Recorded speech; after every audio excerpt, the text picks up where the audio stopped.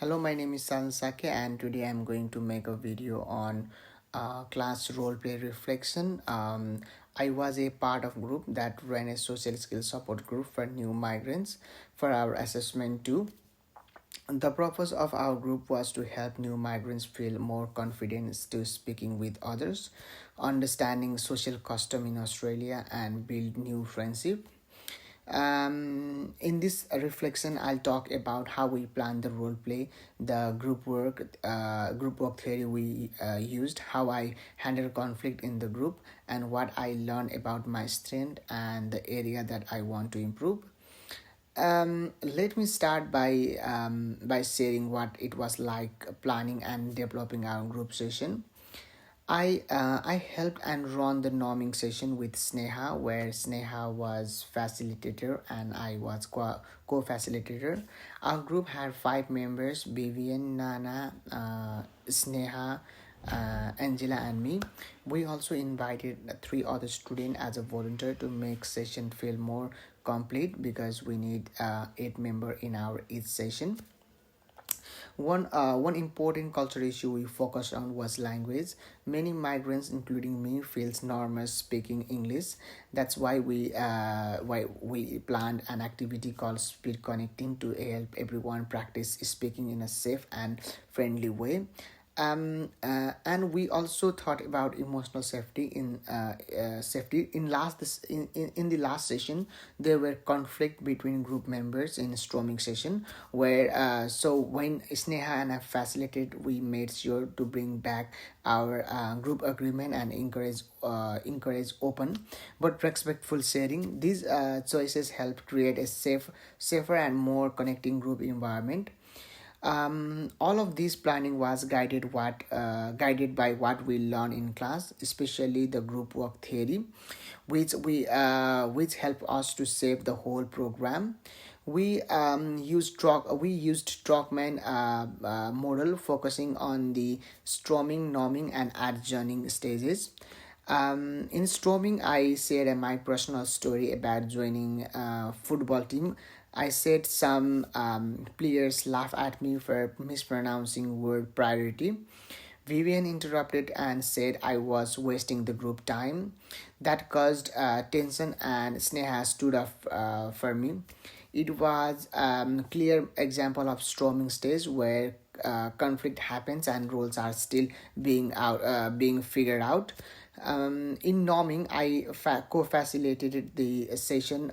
We helped rebuild trust by reviewing the group agreement and running speed connecting activity.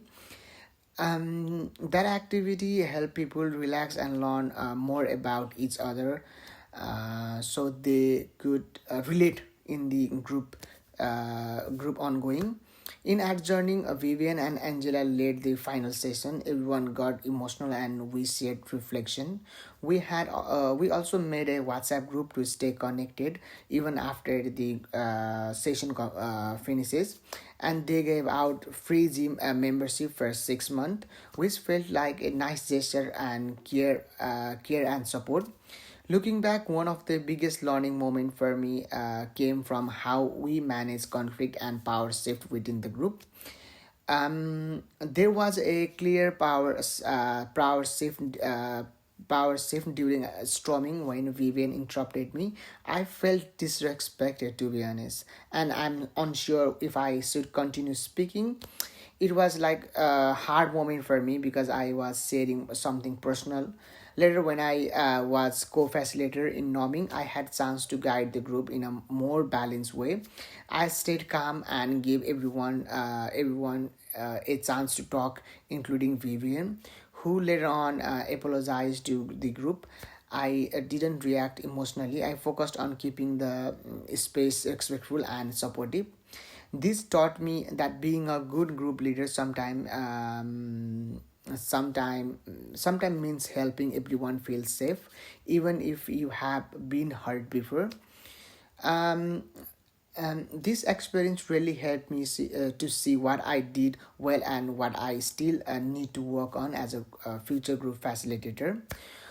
One strength I noticed was my ability to create emotional safety. I use calm voice and encourage everyone to speak without pressure. That helped to rebuild the trust after conflict in storming. One area I want to improve is handling silence in group.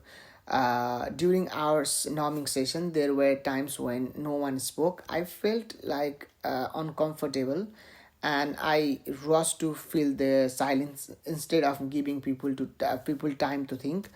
In the future, I want to be more present and gentle prompts to support quieter groups member without pushing them.